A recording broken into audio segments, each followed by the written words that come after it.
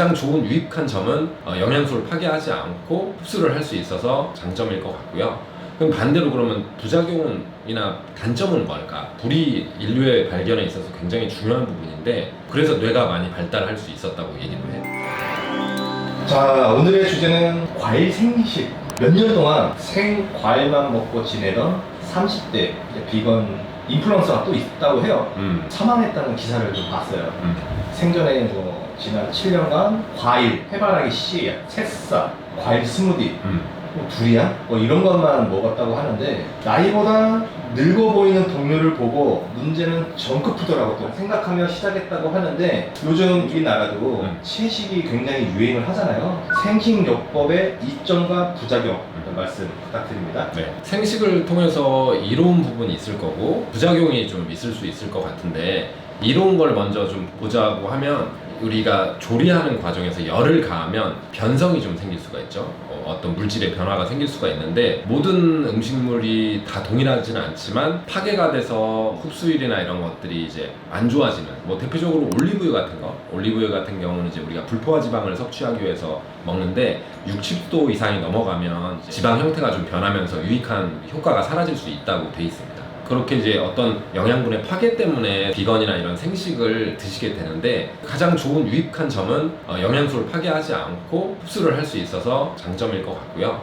그럼 반대로 그러면 부작용이나 단점은 뭘까? 불이 인류의 발견에 있어서 굉장히 중요한 부분인데 익혀서 먹으면 소화가 용이해집니다. 소화에 들어가는 칼로리라든가 에너지를 적게 쓸 수가 있기 때문에 그래서 뇌가 많이 발달할 수 있었다고 얘기도 해요. 왜냐면 소화에 들어가는 에너지를 머리에 쓸 수 있었기 때문에.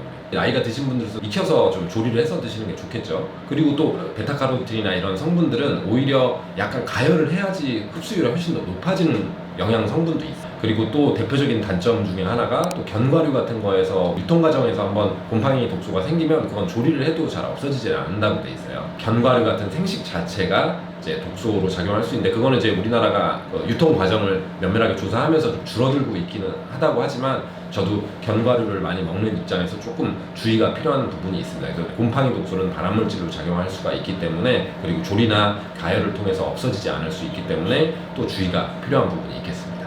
사람은 육식동물이죠?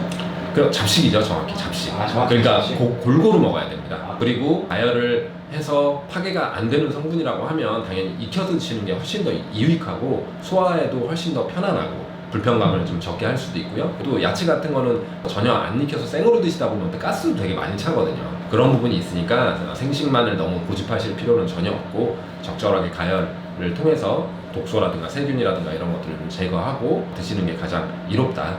그렇게 말씀을 드릴 수 있을 것 같습니다. 자, 오늘의 교훈 또 나왔죠? 과유, 불급. 모든 것은 항상 극단적인 걸 피하셔야 됩니다. 우리 몸이라는 건 그렇게 구조화되어 있지 않기 때문에 적절한 방식을 통해서 음식물을 섭취하시기 바랍니다. 오늘 영상이 도움이 되셨다면 구독, 좋아요, 알람 설정 부탁드립니다.